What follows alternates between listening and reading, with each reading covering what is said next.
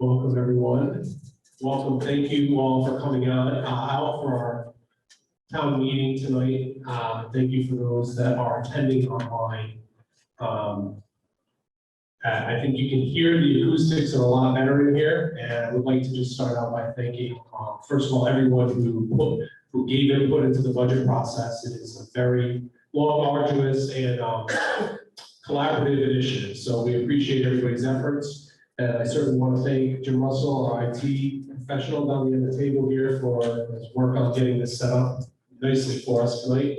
And thank the entire staff and team up at the table here. We have Juliet here on the left, our planner, Antoinette, our town clerk, Alex Karpinski, who will be representing the Board of Ed tonight, myself, Mike Ergo, for Selectman, Nita Kincaid, Selectwoman, Bob Carlson, Selectman, Dan Spring, Board of Finance Chair, Christine Diaz, Admin Finance for the town, and Jim Russell, as mentioned. Also, would like to thank our registrars who are checking people in and have done so online as well. So thank you, Mimi and Connie. Colleen also volunteering. With that being said, the first order of business at our town meeting is to elect a moderator. Do I have any nominations for a moderator? Yes, Carolyn Howell. It's a nomination for Lisa Mazzella. Do we have a second? Second from Sam Sharenzia. Do I have any other nominations for moderator? Do I hear a motion to close nominations for moderator? Moved by Brian Rathman. Second by Ann Norwalk. Any further discussion on the closing of nominations for moderator? Signify by saying aye. Aye. Aye. Motion carries and nominations are closed. Looking for all in favor of Lisa Mazzella as moderator, signify by saying aye. Aye. Opposed? Motion carries. And online is voting, they are voting in favor as well. And we will have to kind of pause to make sure we get the online votes for the votes that are taken. There won't be many tonight. And I just will mention, Lisa will probably mention as well, in the microphone, really pull the microphone to your mouth so that way everyone not only here can hear you, but also online. Lisa, thank you so much for serving. Can you hear me? I got it. Okay. Here we are. All right, so I have to go over the ground rules for the town meeting. All town residents wishing to speak shall raise their hand to be recognized. I'll call speakers one at a time to the microphone right here. Before you comment, please state your name and address for the record. Comments must be on topic, addressed solely to the question on the agenda. Individuals may have a second opportunity to speak only after everyone wishing to speak once has been recognized.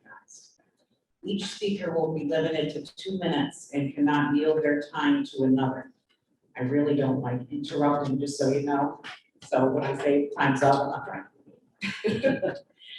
Before calling upon taxpayers to speak, I'll ask the presenters to present their final budget. The Board of Finance Chairman, Dan Spring, will present an overview of the budget, followed by Alex Karpinski for the Board of Education, and then Mike Ergo will present the general government capital budgets. On questions of protocol, voters may respectfully ask point of order on procedure. Voter eligibility is summarized as follows. All registered voters of North Stonington and all persons owning at least $1,000 of taxable property on the last grant list are eligible to vote on the budget. Section 7-6. Any person not legally qualified who fraudulently votes at any town meeting or votes more than once shall be fined not less than $300 or more than $500 and shall be imprisoned not less than 1 year or more than 2 years and shall be disenfranchised. Voting by assuming the name of another shall be guilty of a Class D felony, Section 9-360. Following discussion, I will call to move the question to referendum. The voice vote will first be called, indicated yea or nay. Should it be determined that the voice vote was inconclusive, I'll ask for a show of hands. Hearing no objections, these are the rules of the town meeting. Now I ask the town clerk to read the call.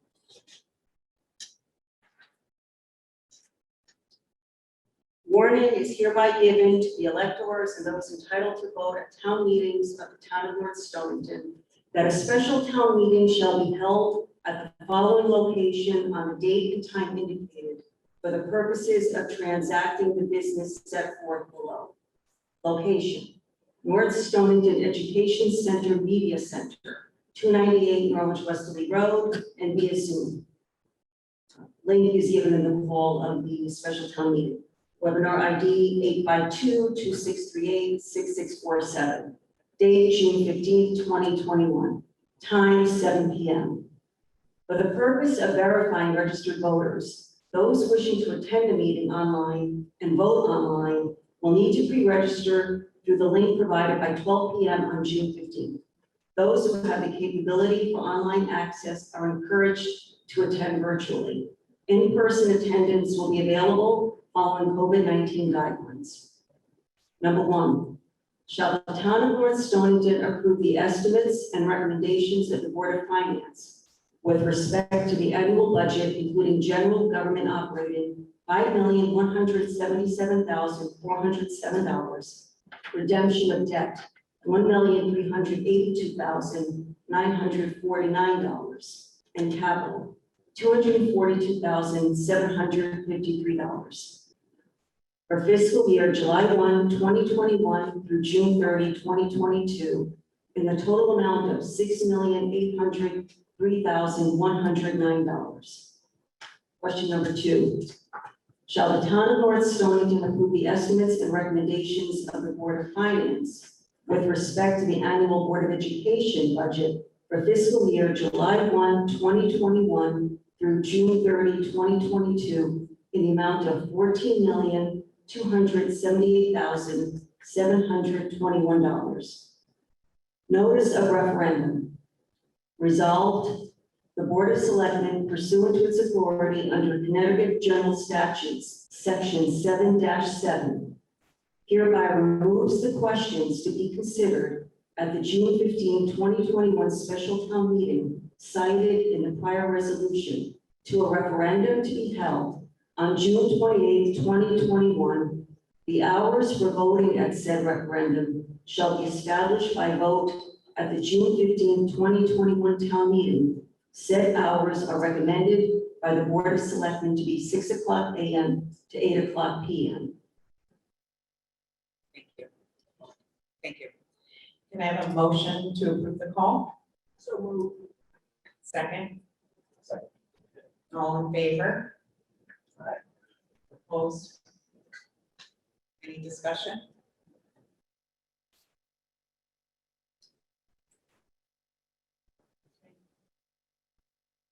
Anyone for comment? So we have presentations, Oh, gosh. if you Minor like. detail? Minor details. Okay. So first up would be the Board of Finance Chairman, Dan Spring.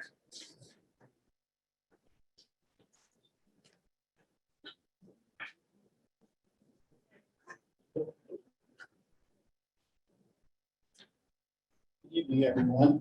Nice to see everybody, particularly without masks. And here we are, doing some of what we've already talked about, but some points. First, I'd like to thank my Board of Finance members for all the hard work they've done over the last months, actually since the January timeframe to where we are now. So much appreciated. Present from the board is Paul Simon, Vice Chair, and Carolyn Howell. Oh, Sarah, hey. And Sarah Nelson. Nice to see you all. We're going to start by just giving a bit of a review of where we are now in the current fiscal year. And you may remember, because of COVID, decisions were made by the Board of Finance and Board of Selectmen relative to the budget, and we did not go to referendum. So let's take a look at the current year budget, and then we'll move it forward. Okay, so here's where we are now, and it's almost hard to believe that we soon will be terminating this year and going into audit review. But in this year, we had a total increase of 2.35% over the previous year's budget. And that significant is certainly debt. And debt mostly pertains to not only the emergency management center, but our school modernization project that had been approved by referendum. And government operating, modest increase of this current year of 2%. That was all supported by a mill rate of 29.5, which was levied by agreement with Board of Finance and Board of Selectmen. So again, we're looking at the current year. So here's a bit of a drill down, which I think is important to understand. You can see that we had approved expenditures of a little over $20 million, but we had a revenue in this year that came in at $20,312,217. So we had a revenue shortfall, and a lot of that was due to the circumstances of COVID. So to balance up the budget, which is the part of the authority of the Board of Finance, we took from our designated, undesignated fund, or unassigned fund, of $440,544 to balance up the budget. Our outstanding debt, and this is something everybody needs to be aware of. How much money do we have out there that we're paying that we have borrowed? So in this year, $26,733,278. Our percent debt service to expenditures is 5.8%. So those are numbers that probably don't mean a lot to you, but by state statute, we have the authority to go much higher than where we are in outstanding debt. And that debt service of 5.8% is relatively low. And I'd have to say that the debt, and it's something important also to understand, is what we use to move the town forward. So needless to say, we're looking at a new public safety building, we're looking at 2 new schools. And relative to the last 10 years, coming out of the Great Depression, generated from the 2008-2009 timeframe to where we are now, we have accomplished a lot. Our unassigned balance through this current fiscal year is a little over $3 million. Some people call that the rainy day fund, but it's a very important piece relative to our fiscal standing, demonstrating that we are able to pay our debt, keep the function of the town moving forward. So we have a very strong fiscal profile that also allows us to go to the debt market and get very favorable rates for things that we want to invest in town. So our percent fund balance to expenditure budget is 14.56%. We have a policy in place with the Board of Finance where we can take that up to 17%, but we also want to have it a floor on it so that we do not overuse that unassigned and put ourselves in fiscal weakness. So again, as I said earlier, to support all of what we've done this fiscal year, we did it with a mill rate levied at 29.5. That appears to the previous year of 29, so it was a half mil increase to support the financial responsibility of the town in this fiscal year. Okay, I like this slide in because I think it's important for people to get a view. If you recall, the school modernization project was well debated. We went back and forth through a number of referendums, finally to have the project approved. And as we brought that forward publicly, introducing all the pieces and what it may cost the town, it had been projected that it was probably at that time going to be a cost of $2.5 to $3.5 million. Well, I'm happy to report that that project did come under budget. And it's supported by a mill rate increase in total of 2.05, which is under what we had originally projected. In the proposed new year coming up as of July 1st, part of what you're seeing in the proposed mill rate is supporting this debt at 0.3 mil.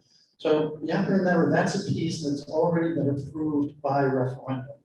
The public has already said, yes, this is what we want. We understand this is what it's going to cost us, and have approved it, and we move forward with the project.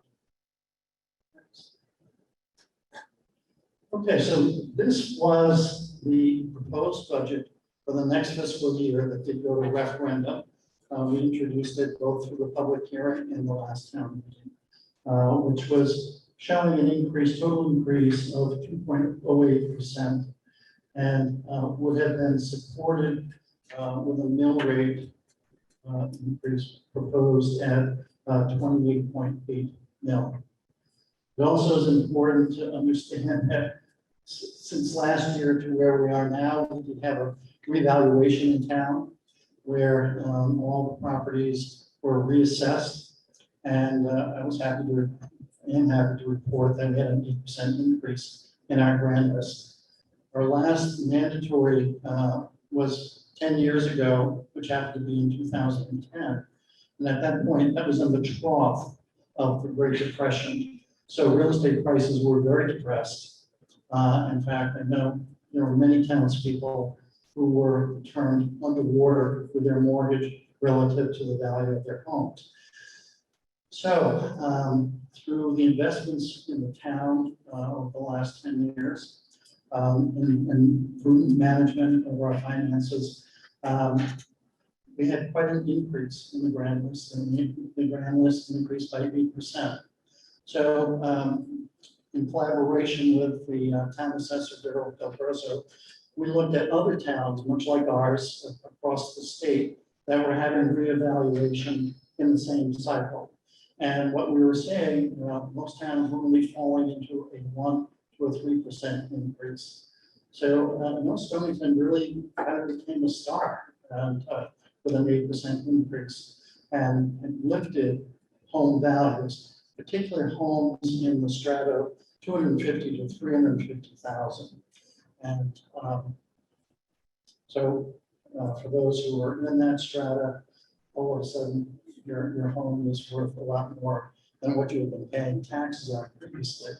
And unfortunately, the outcome to that is now you're going to be taxed on the new valuation. But I think it's significant that for the one asset that is probably the largest in anyone's portfolio, we've done very well. And I think in part we've done very well because we've demonstrated a town that's moving forward, has a good fiscal profile, and is investing in itself. So here's what it looks like in terms of the new proposed budget that we will take a look at. Total expenditures of a little over 21 million. Projected revenue is still falling short of under 21 million, which means that then through the authority of Board of Finance, we would have to go to our undesignated fund, again, the rainy day fund, in order to balance up the budget. And because of our position in the unassigned, we have been able to do that. And for this coming year, we're proposing taking from the unassigned $193,999, which balances up the budget. Again, outstanding debt, pretty similar to what we've already talked about, percent of debt service to expenditures, very similar. Because of what we did last year in the COVID year and the now proposed year, moving forward, we have driven down our unassigned balance because we're drawing from it. So we're looking at an unassigned, unencumbered balance of $2,837,062. So that is a percentage to our expenditure budget, 13.4%. And again, moving forward with supporting the proposed budget with a mill rate of 20.6. So here it is, significant relative to the budget that did fail. You can see that the percent change from the previous year is down, 1.59% increase in total. But specifically, we're seeing government operating down, we're seeing debt level, education down by almost $100,000, and the total change about $100,000 down from the budget that had failed. So everybody had gone back to work, Board of Ed, Board of Selectmen, and review by Board of Finance to trim things up the best we could. The referendum didn't give us much guidance. We had a very low turnout that kind of left us, okay, where are we really? What was things in particular that might have been in discord to what taxpayers were looking for? So we've really, again, been very prudent, very, very mindful of the circumstances of the COVID of last year and still its impact on the upcoming year, and trimmed up the budget to the best that we can so that we're meeting all expectations, meeting the services of the town, meeting what Board of Ed is expecting, and of course, most importantly, meeting our debt obligation. Again, that piece already agreed upon by taxpayers through referendum. So here we are. The failed budget was at a 28.8 mil. We've shaved this down. We're about 1.6% in an increase, supported by a mill rate of 28.6.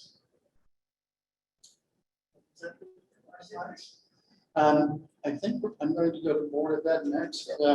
Alex is going to come forward, talk about all the good things that really have been happening with Board of Ed, the successes they've had, and how they've been able to trim things up a little bit to help out the taxpayers. So Alex, okay.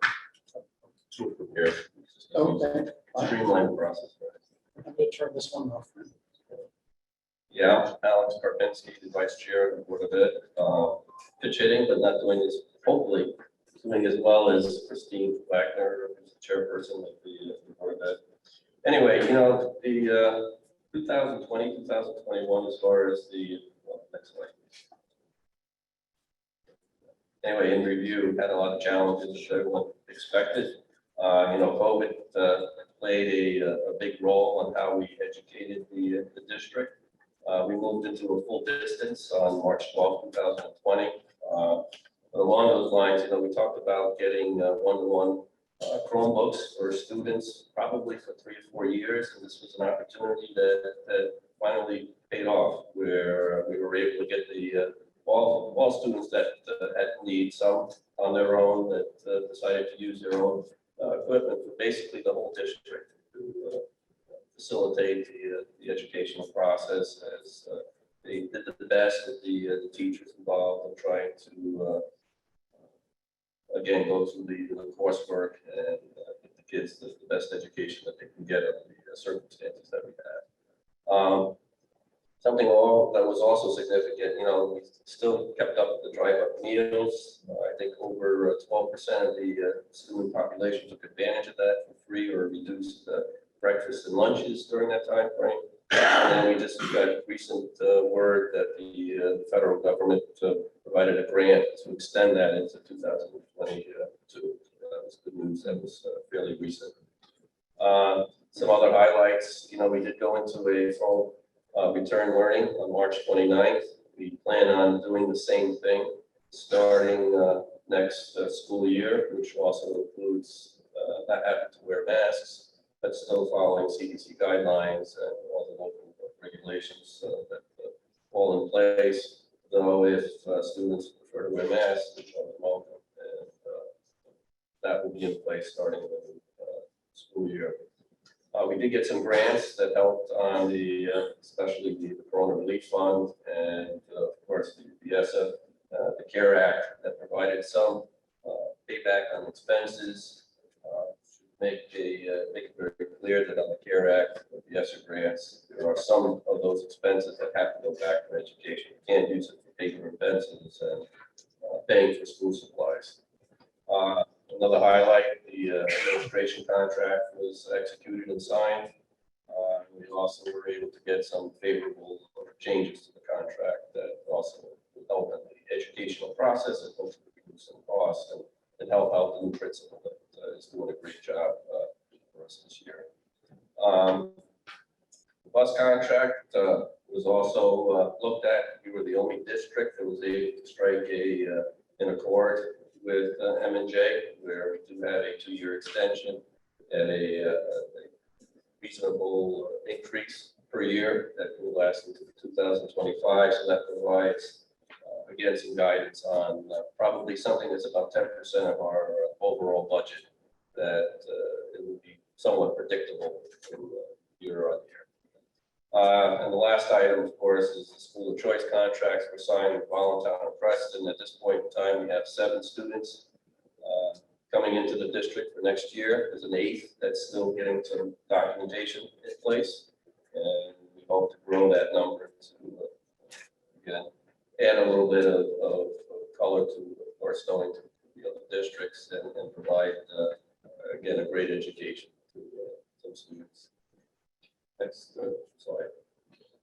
As far as the budget process baseline, this year we always talked about zero-based budgets. That seemed to be a buzzword, but in my opinion, not really followed closely. I think this year was a different story. They started with a blank sheet of paper and basically built the budget up to really reflect what the real needs are for the district. So there's no hey, this is what it was last year, let's add 3% and we'll move on. So I think what we came up with expenses on the balance sheet, I believe, reflect fairly close to what the real anticipated expenditures would be for the next year.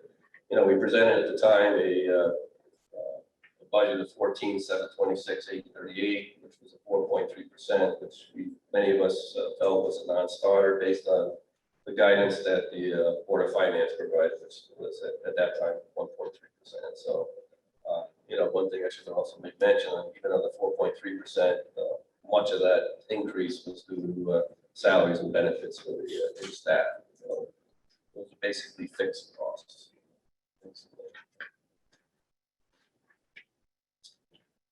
So how do we get to where we are today? We strategically worked to restructure, reallocate the resources within the district. We looked at each line item as we do every year, and whatever was not guaranteed, we trimmed as needed. Obviously discretionary expenses always get looked at first and gets the most scrutiny. But what helped this year, and this is really a one-off opportunity, you're not going to see this next year where we come back and say we can save you a lot of money. But one of the, not to say it's a benefit, but an offshoot of COVID is you did get some grants that help offset some expenses. So the ESSER grants, it's a 2-year grant, about $400,000 roughly, that would be shared from year 1 and year 2 to facilitate some supplies, but a lot of it is for educational purposes for these students, summer school, and to kind of augment what was lost the past year.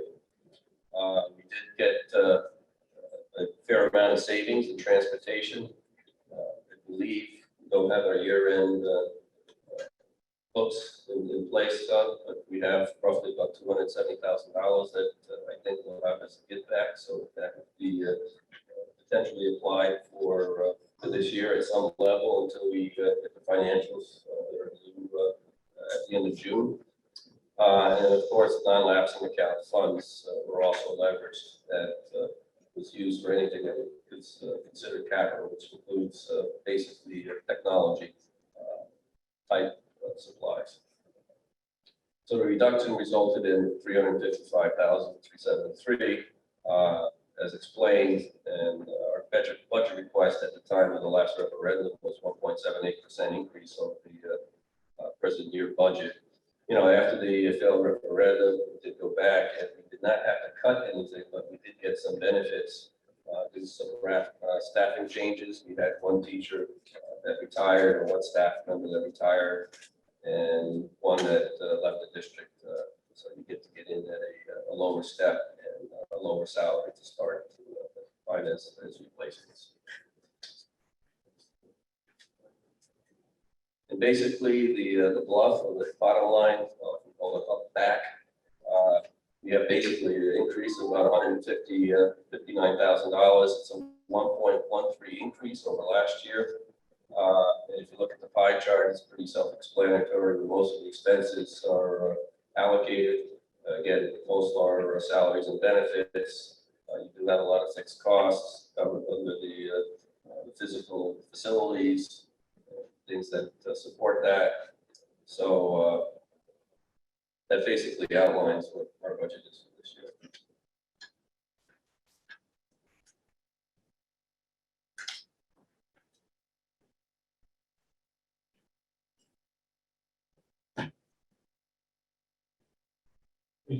Thank you, Alex.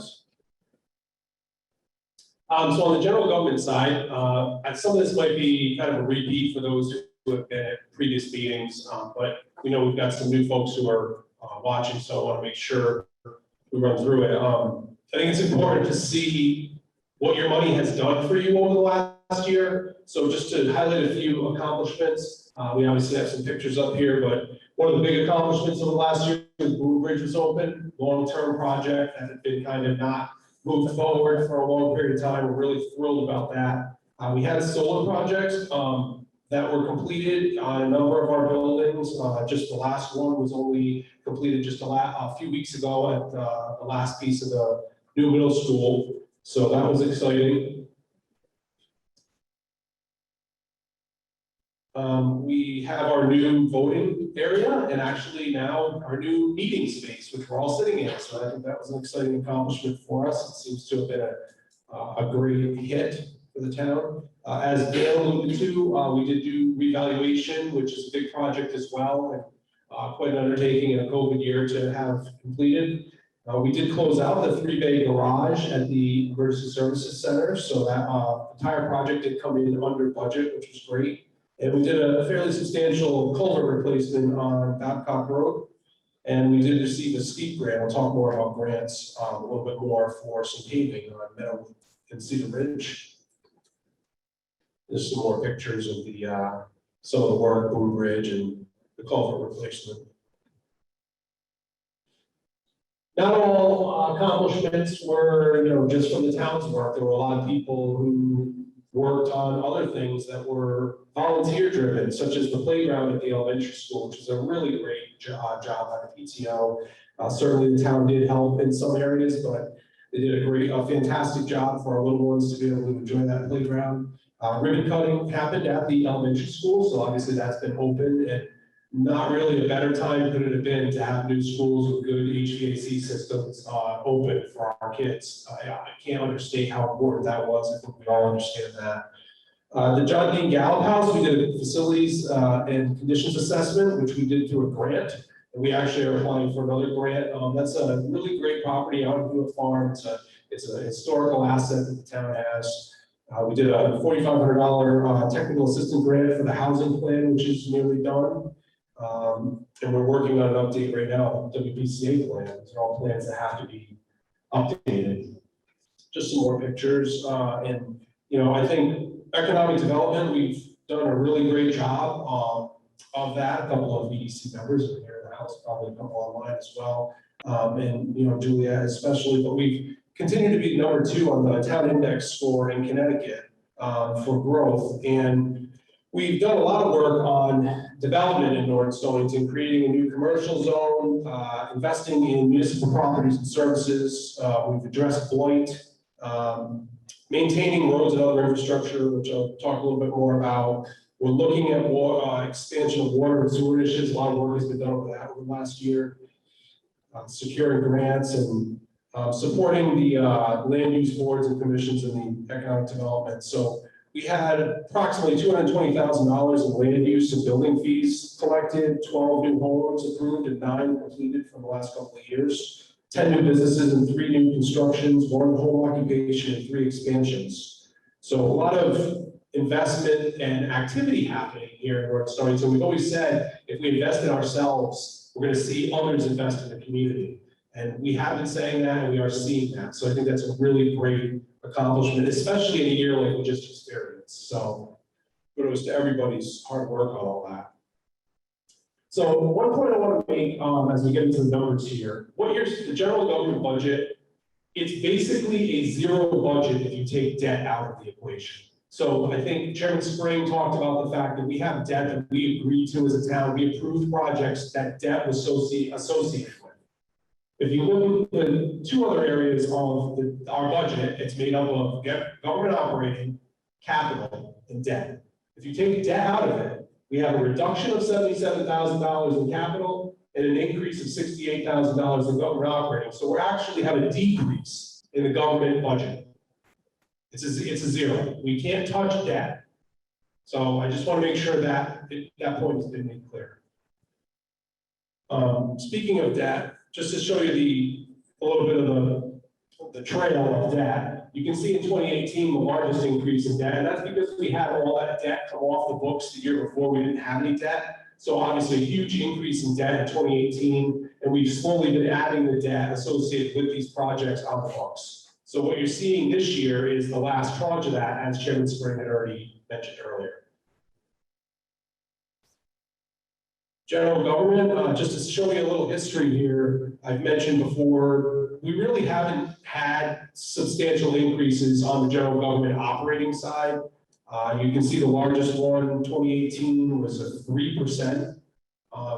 Really, kind of just about keeping up there with contractual obligations, and you can see there was a year we actually had a decrease. So if you average that out, very, very minimal. And this year, you'll see on the operating budget, it totals 1.35, but again, that's zeroed out with the reduction in capital. And as we go to capital, you'll see the capital, we basically have continued to kind of chop the capital budget. I don't think this is great. We've talked about this in many meetings, those who haven't been able to attend. I don't support the fact that we've been doing this to capital, but I think we are all trying to be as sensitive as possible to the circumstances that we're in, knowing that, this really can't be the trend that continues anymore. I think next year, you're going to see you're absolutely going to have to see an increase in capital. So this is what we've come forward this year as a compromise. So I'd just like to highlight the notable budget changes. And this goes back to really the budget process, maybe not just from the last failure to this one. There's a few things in here just to highlight. Some of it is new information. Obviously, we talked about the reduction in revenue in the previous slides. And we have a 2% increase contractually for labor. We did move our grant writer position. We just relocated that in the budget, so it's actually wasn't in the budget before. We split that out, so you'll see that as a difference in the budget now. So it's not new, it's just relocated in the budget from B103 to B114. We did reduce Wheeler Library's increase, so I don't want to misstate that. We had given them more of an increase from that last budget to this budget. We reduced the increase. It is still an increase for them, but it is a reduction from the last budget that went forward. We had in the last time also reduced the first selectman's salary. We have a saving realized on 911 dispatch, which is included in this budget. We did remove the proposed funding for the zoning enforcement officer that had been proposed. We did increase the budget for some grants that are received. So those are increased numbers. However, there's offsetting revenue for those, so they're kind of zeroed out, but I just point that out. We did remove more capital items when we came back this time around. I've summarized those there: the flame mapping, the town building maintenance line, ambulance association equipment, and the public works truck have been taken out. We did put a reduction in the budget and the forecast for medical insurance. We had originally forecasted, I think, 8% or something. We have 7%. We split that down to 5%. So again, that's just a forecast. That could not be enough, but we're just trying to be prudent and thoughtful as we put this together, and we did include a town insurance cyber policy. Everybody's been reading the newspaper about cyber security issues. It's an important policy that we should have to protect the town. So we are budgeting for that policy as well. Just to talk about grants, this was a really great investment, and thanks to the Board of Selectmen for supporting this. When we made that decision to kind of split out the Selectmen's secretary position and actually have a grants support there. So we have a grant writer, and you can see that we've had $336,000 of grants awarded to the town. So that's money that we wouldn't have had otherwise. It's a really great investment and something we want to do more of, and we continue to do more of. So just want to highlight that. We also received relief funding, so it's outlined here. We are projecting the 1.5 million from the rescue plan, so more to come on that, but we received 56,000 in coronavirus relief funds, 12,000 in FEMA, and the Safe Polls grant for almost $6,000. I just want to talk about revaluation versus budget increases. So Chairman Spring talked about revaluation, which happens every 10 years. I think one of the things that gets people a little bit confused is when you talk about how you are going to look with this budget. The budget increase is 1.59%. That's for everyone. So revaluation happens every 10 years, and every home value is different. It impacts varies individually. The budget requires annual approval. It impacts everyone's the same. So the point is, your revaluation, everyone in this room has a different impact on the revaluation. We shouldn't confuse that with the budget. The budget is a 1.59% increase. So when you start hearing or reading about, well, my taxes are going to go up by 10%, or mine are going to go up by 20%, or mine are going to go down by 5%, that's going to be different for everybody. You can't change revaluation. The only way you can change that is by appealing it, and that process happens. So what we're talking about here is a 1.59% increase in your budget. That's it. So that's what we're voting on when we go to the polls at the end of the month. So, as I said, the total is the 1.59, and that encapsulates education, government operating, debt, and capital. And I'd just like to thank all the boards who did their hard work to put this together. I'll let everyone know this meeting is being recorded. For those who didn't sign up to attend, we don't stream the town meetings because we need people to attend because we need your votes. That's the reason we don't stream them live. We want to encourage everybody to attend or sign up. They will be recorded and available for anyone who couldn't watch it right now because it's not streamed. They'll be able to see the meeting, so they won't miss this. They just can't participate because they didn't sign up or come here tonight. For tonight, we just ask anyone who wants to comment virtually to raise their virtual hand on the computer, and they can just state their name and address, as the moderator said. Allowing everyone 2 minutes, as the moderator said as well. And I think it's star. So that's it. So turn it back over to moderator.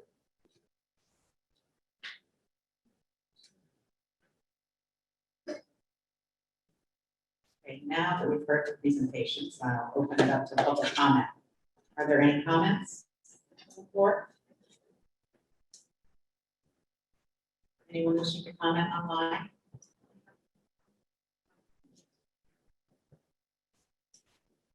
What's that?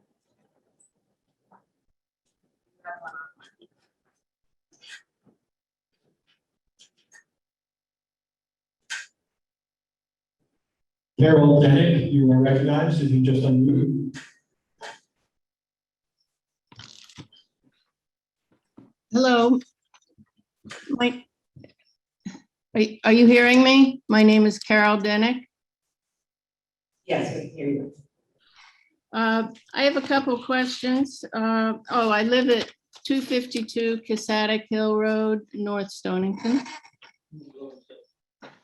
I have, there's, one question is, there's so much savings in, during the pandemic, I don't know, all the way from the transportation of the buses, the janitorial supplies at the school.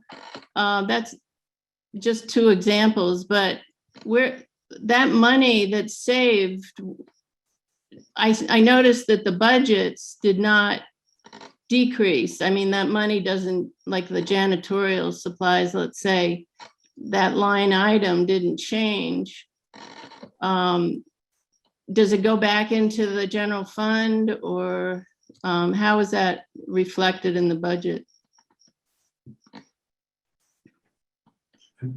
Yes, so if there is money that's not spent, then it would go back into the general fund at the end of the year. I don't know that the two examples you gave, I would go to Alex, but I think janitorial supplies certainly probably used a lot more of those this year, but I don't know if Alex wants to speak to the specifics. Yeah.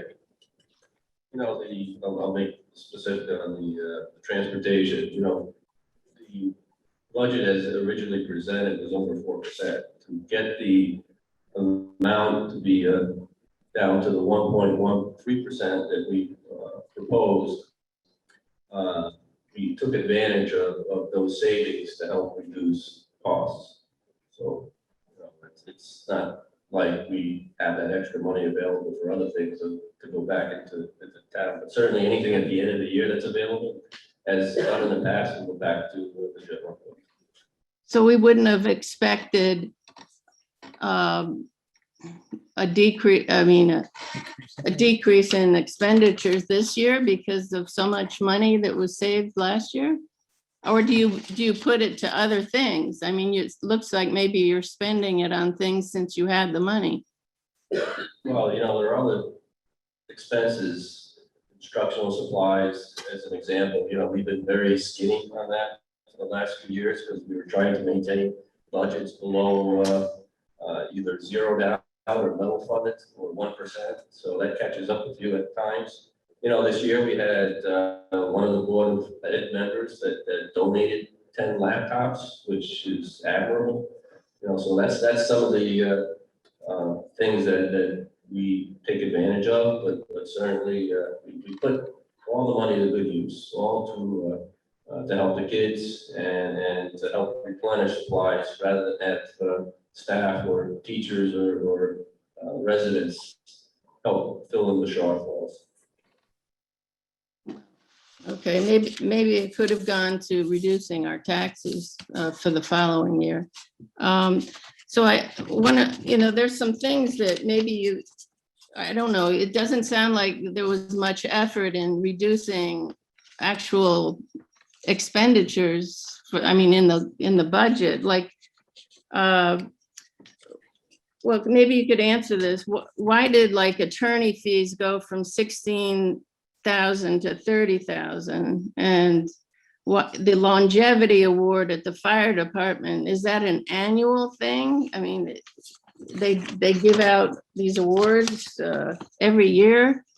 Could the town assessor and the planning and zoning, are those full-time jobs for like $74,000? Could they work 3 or 4 days a week instead of 5? I mean, there's a lot of places where we could save money, but it doesn't look like much effort to reduce those numbers. I'm sorry, I'm gonna have to stop you there over the 2 minutes. Did either of you need to comment further before we move? I mean, I'll just make a general comment. If you had come to, I don't recognize you from a lot of the meetings we had. I would love the opportunity to talk to you in more details. So if you want to call the town hall, we can set up an appointment to talk. A tremendous amount of work went into looking at each line item on this budget. We are not, I don't think anyone is actually happy really with the budget. I mean, we wanted the first budget and actually we wanted more than the first budget, but we made sacrifices together as a team and certainly looked at a lot of things. So if you could call town hall, I'd love to sit down with you to talk to you about the government side, and I would surely think that Superintendent Nero would be more than happy to meet with you on the Board of Ed side as well. I want to make a comment that doesn't have to do with my job, but this is important. I would also say that a lot of work was done to look towards increasing revenue. We made some changes to fee structures and we made, I'm sorry, Juliet Hodge, the town planner. So when you have a lean budget and you can no longer cut, you try to find revenue. And so we did a lot of work with grants and adjusting fees, like I said, and making sure that valuations came in properly so that proper fees could be paid. So I commend our department, especially I think for the first time in my time here, our revenues exceeded our expenses. Thank you. Brian?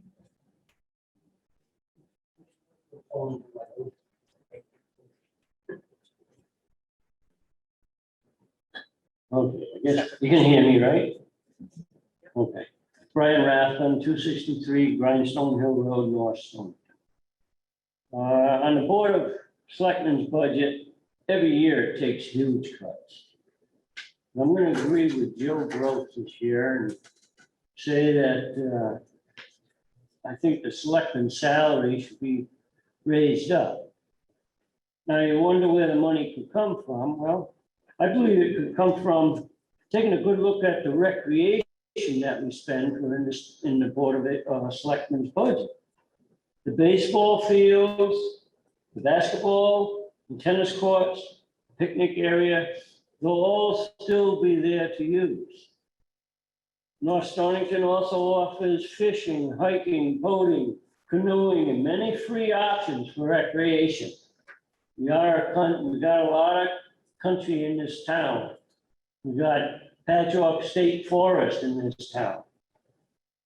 Yet I see no cuts there. I've requested it several times. I don't know if we really looked at it, but if people want to go into different programs, they'll have to take it out of their pot. On the Board of Education budget, 97% contractual obligations. I don't know how they allowed it to get that high. I can't understand how the Board of Education negotiates contracts without knowing what North Stonington can afford. Or are the negotiations entered figuring taxes will have to be raised? As far as I'm concerned, we only need to educate the kids that live in North Stonington, not to try to educate children in surrounding towns or bring them in. I think we've got something, I forget what the figure was. We got 7 people coming in. I thought it was $57,000. Well, we spent how much to build a new school? We can't do anything about that now. But in the future negotiations, I think we have to definitely take a look at the benefits. It's been 2 minutes, Brian. You could just finish your thought. Okay, I'll try to do it hurriedly. Do you really think people can say yes to a budget they really can't afford with the money we don't have? Is this budget for benefit of the town and the taxpayer or for the kids in town? Usually the personal budgets, you gotta dip into your coffee, you go less movies, eating out, attending sports. Thank you, Brian. Please just make a point of clarity. The recreation budget, for the most part, it's offset by revenue. So Okay, thank you. Any more comments? One from online? Is there I'll one make online? just one comment on the extra students coming in. It's not costing us anything, it's bringing revenue into the town. You know, the fixed expenses are there regardless if you have those set of students or not. So might as well get some benefit from it, I guess. Thank Thank you. you. Sean, you're recognized.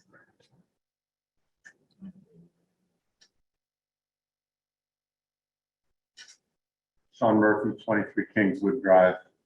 First of all, I just want to commend and thank the Board of Education for coming back with a budget that is a less of an increase than the Board of Finance guidance. And I appreciate the hard work in doing so. I would say, though, that the last budget we had required a 28.8 mil, and this one requires a 28.6. I think that's a slap in the face to the people that came out and voted last time. And to just make such a minor change. The majority of the people voted the budget down last time. And I think the Board of Finance should have reacted more and reduced the budget further. Thank you. Thank you. Go ahead.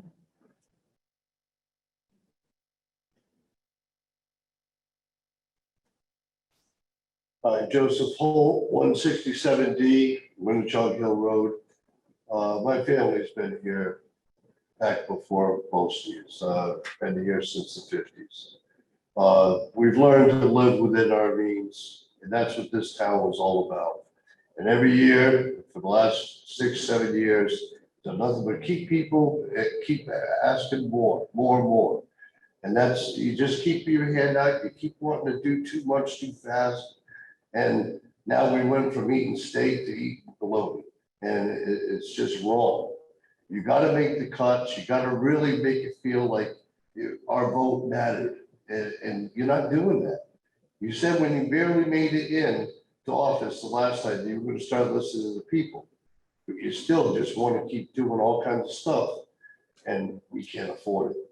And to give all the teachers raises and everything, and not make cuts elsewhere, to keep borrowing from our rainy day fund. Eventually, we won't have a rainy day fund. It's wrong. You're playing a shell game, and eventually, we're all gonna pay the price.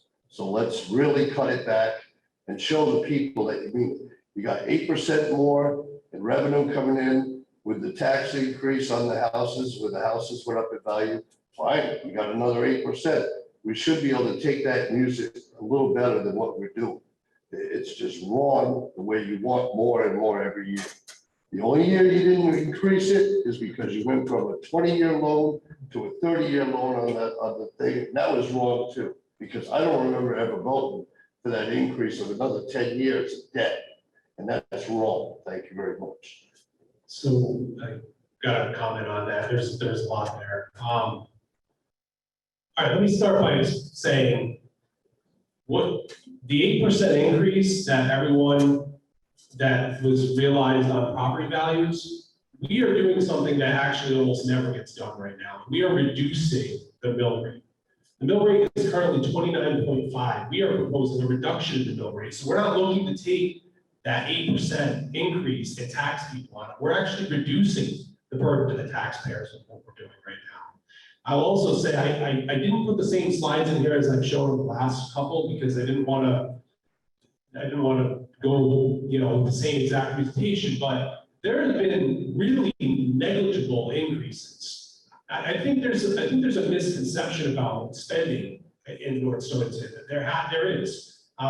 We have really, if you look at from 2017, when I think you, Joey, you were kind of looking towards me as in the comments, which is fine. We had a 28 mil back then.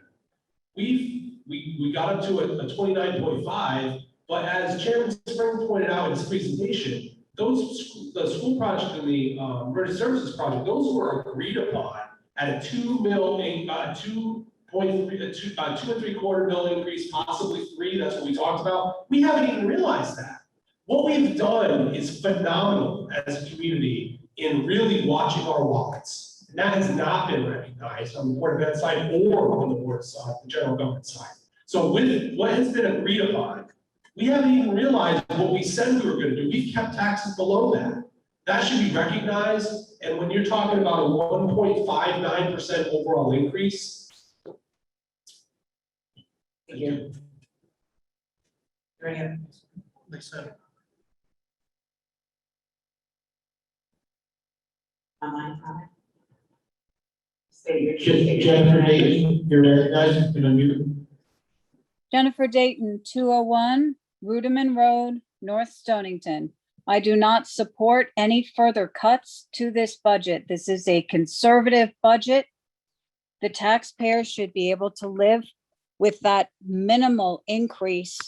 And I commend the Board of Selectmen and the Board of Education for revising the budget. I also commend you for the excellent job bringing in grants to the town. Any further cuts will choke the growth of this town. The businesses will close, residents won't move here. There will be no town services that are worth giving to the taxpayers if you cut it further.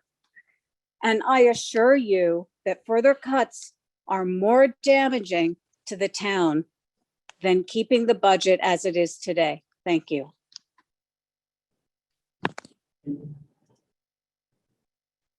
Any, Sarah, you recognize? Hi, Sarah Nelson, 362 Dennison Hill Road. I do want to say I don't have the legacy here that some of our townspeople have, and I think actually that's one of the most inspiring things about me in this town is how many people have stayed here for so long. Just speak. Sure. Better. Alright. I do think I am inspired by the legacy of the folks that have been here for so long. I do think it's a wonderful town. I think when I moved here, it was very clear the cuts and the things that folks have been making. When I brought my 5-year-old daughter to kindergarten for the first time, and I was shocked by the fact that our schools had yellow warning tape over windows because the PCC levels were too high in the schools. So 100%, that Board of Education had been making cuts that they probably should not have been making for the past decade or two to have the schools in that level of disrepair. The same thing with I participated as part of the group that volunteered and donated to the school playground. Again, that playground could have been maintained had the town wanted to support the schools to the level they should have been supported.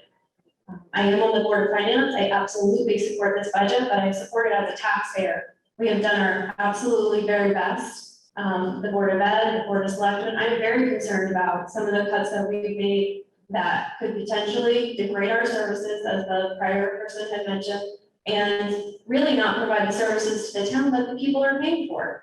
So I think it's really important that we look at the opportunity that we have to continue to support our town, move our town forward, and appreciate this absolutely wonderful jewel of an area that we have. Thank you.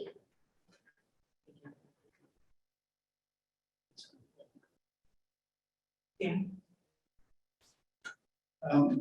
Relative to where we are on the mill rate, and I brought it out in the presentation, is that we are committed to currently a 2.05 mill rate inclusion relative to the school modernization program that we have very successfully completed.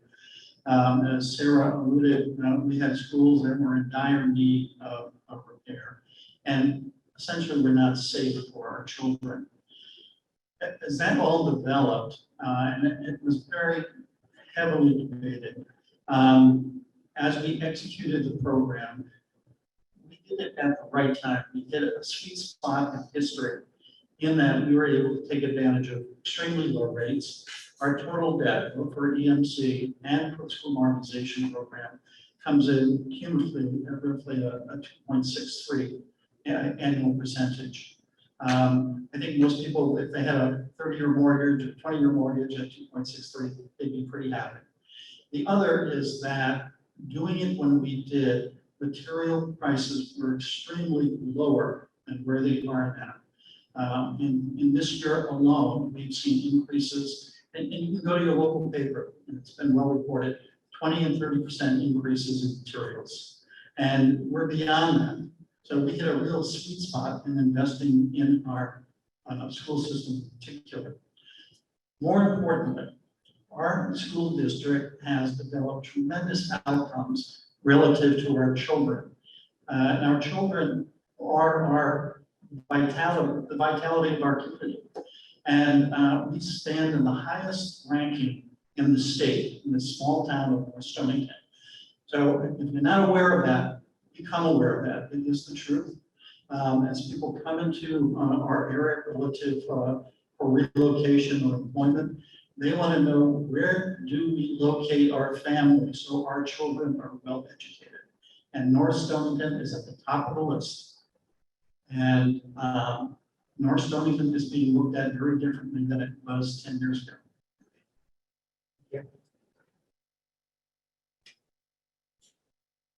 Recognize Ann.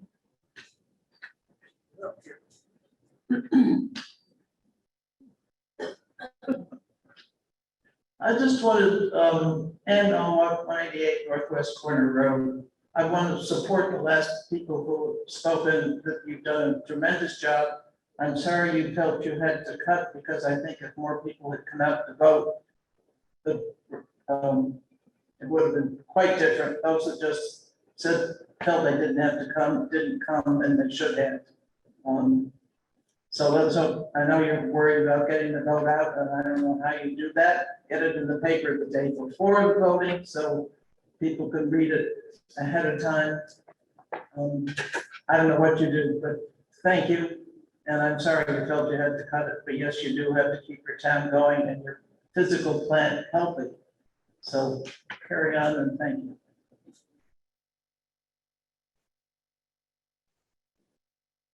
Any other comments? Oh, I got one more. And I've been here 53 years. I'll just mention, we are going to be doing more advertising, we're doing a postcard, we're gonna work harder to get the vote out more, so. Keep going, Morris. Any further comments? Brian, anyone else want to speak for the first time? Brian?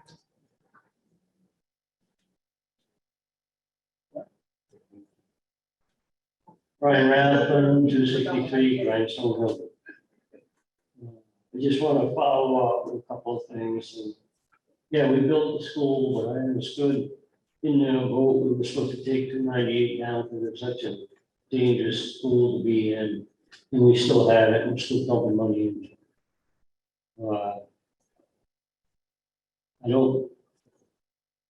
I know I'm a senior citizen, I've been in town for 63 years. And this is the first year I had it cross my mind where I might have to sell my place. I'm gonna try to stay. And I've already cut back on, well, not coffee, I'm a tea drinker. I already cut back on that, I did all the other things I said before. Senior citizens are on a fixed income, our income doesn't go up much, it's governed by the federal government. A lot of times it's like if we're lucky, we get a 1%, most of the time it's under that. We don't have any, I don't anyways, have an undesignated fund that I can tap into, but the town does. And I would suggest that we dip into it a little more so we keep all our residents here, especially the ones that lived here a long, long time and really I don't think I could handle the move myself. The amount of things I've collected through the years. I'm gonna urge every taxpayer I know, vote no on the budget, so we can get a budget that everybody in this town can afford. I don't, like I say, I don't get the 2%, 3%, 4% special benefits. I have no special eye care, I have no special dental. Okay? The crazy blues here, I'm just telling you how it is, but someday in the future, you're all gonna be there. And I bet you're gonna say the same thing, you won't have these big fancy raises. Thank you. Lisa, if I could make a response. With regards, I think it's an important topic because it's gonna come up more this month. Back when we passed the school modernization project, everyone voted on the potential of demolishing a wing of this building, not the whole building, a wing. In that wing, it was up to the school modernization committee to make that determination of how to best utilize the funds. What everyone voted on for that project was a resolution that gave the school modernization committee the wherewithal to make the decisions that were necessary to make sure that we built the best schools for our kids, which they did admirably. And everyone, I think this is important, because I'm gonna be saying the next couple of weeks again, because we have to talk more about this. 2/3 of this building would always have remained. The expenses with 2/3 of this building was not going anywhere. So I just want to make sure I make that delineation, because there's always kind of the blanket comment, well, this building wasn't supposed to be here. Well, no, 2/3 of this building was always supposed to be here. a little part of the building was contemplated, and yes, we wanted to demo that building, but your board of selectmen and the school modernization committee have been trying to come up with creative ways to save the taxpayers money.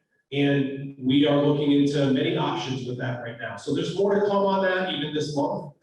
We have some expenses that are gonna be forthcoming, but I wanna make sure that everyone understands 2/3 of this building was always gonna be here. And right now, we're reaping the benefits of that. Thank you.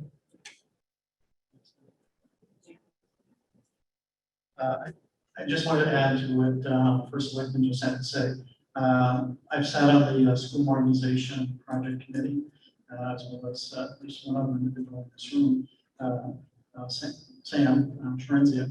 And we did that over a 3.5-year period, 4-year period, a long time. And going to the renovation as new on the elementary school, we knew that that's where the danger was in terms of possible overruns. And we would be weekly to go over the project, what the challenges were as we move forward, how expenditures were going to be met. As we kind of peeled away at the onion at the elementary school, there was more and more that need to happen in terms of remediation of very hazardous material. To a point, and we left a large amount in the budget, that we had an overrun of $750,000 in remediation. And that's something that had to happen in order to bring that building up to code and be renovated as new.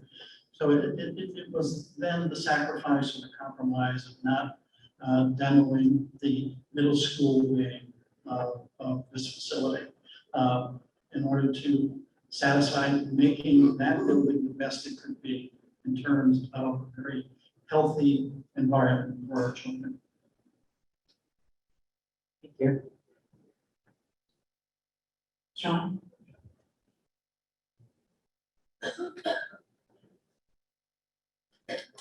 Sean Murphy, 23 Kingswood. I just wanted to clarify one point. The school, and while I appreciate the work of the committee that worked on the project for three plus years, the project was over budget from day one. On day one, when the contract was signed, it did not have the demo of the middle school wing in it. It wasn't the cost of the elementary school remediation, that money, that overruns, that caused the demo not to happen. The money for the overrun of the middle school wing was taken out of contingency. When the contract was awarded, USDA required a certain contingency amount to be in the budget based on the dollar value of the contract. They couldn't have the middle school or demo in the budget and the contingency both. So the demo came out on day one. The overrun for the middle school wing or for the elementary school was use of contingency, not demo money. I'll just state that as the person who authored the resolution, Sean, you authored the resolution that we voted for. We gave the school modernization committee that authority to make those decisions, so. Anyone else like to comment? Yeah. Do we make a motion to close discussion, or do we just? Yeah, make a motion to accept the call as presented. If we could read the two questions again first for those. Well, we do the suggested hours first. Make a motion to approve the call as presented, and those hours are in there, and then we can debate it. All right, I have a motion on the floor to approve the questions to move to referendum. Second. All in favor? Discussion. Discussion. For discussion. Lisa, could we, for the benefit of those on the online, maybe we can just read the two questions again, just so they know what they're about to vote on. Would that be okay? Yes. Just the two questions. Question number 1. Shall the town of North Stonington approve the estimates and recommendations of the Board of Finance with respect to the annual budget, including general government operating, $5,177,407, redemption of debt, $1,382,949, and capital, $242,753 for fiscal year July 1, 2021 through June 30, 2022, in the total amount of $6,803,109. Question number 2. Shall the town of North Stonington approve the estimates and recommendations of the Board of Finance with respect to the annual Board of Education budget for fiscal year July 1, 2021 through June 30, 2022, in the amount of $14,278,721? Thank you. Any discussion? And the first and the second. All in favor to move to referendum? Aye. Opposed? One opposed. Motion carries. I need to ask the floor for a motion to accept the voting hours of 6 a.m. to 8 p.m. Sarah Nelson made a motion. Second. Nicole Porter seconded. Discussion. Tommy, we're already recognized.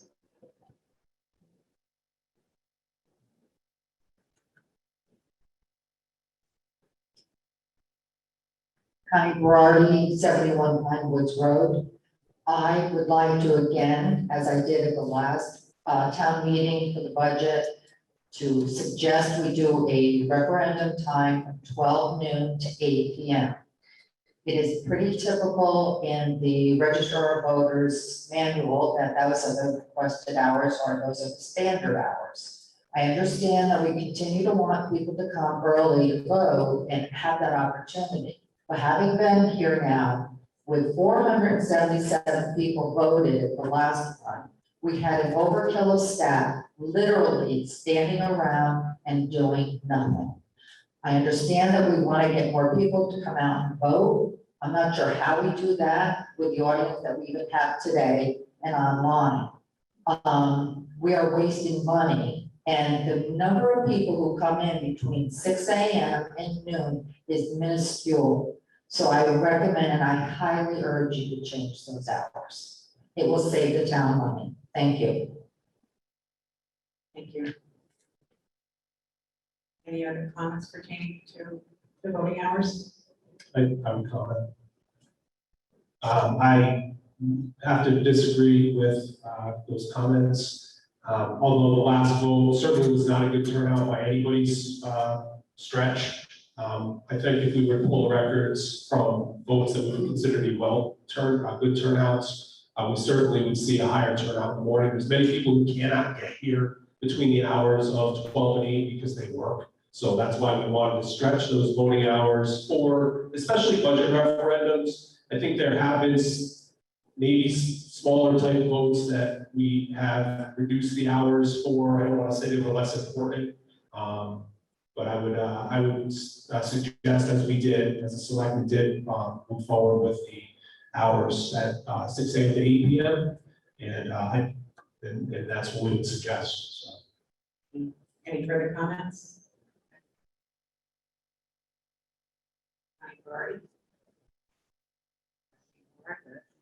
I have to disagree.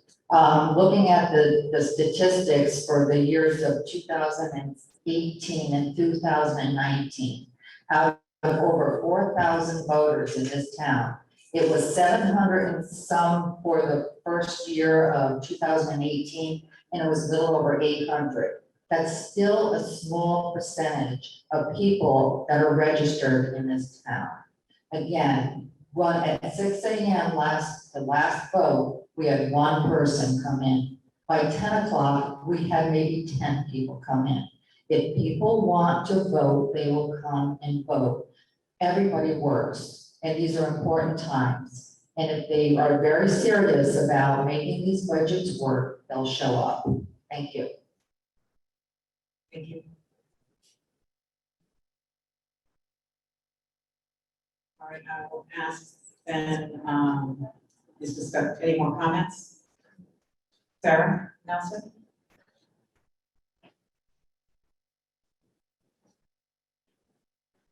I don't have the experience at Cunningham, but I did volunteer at the last, general election in November.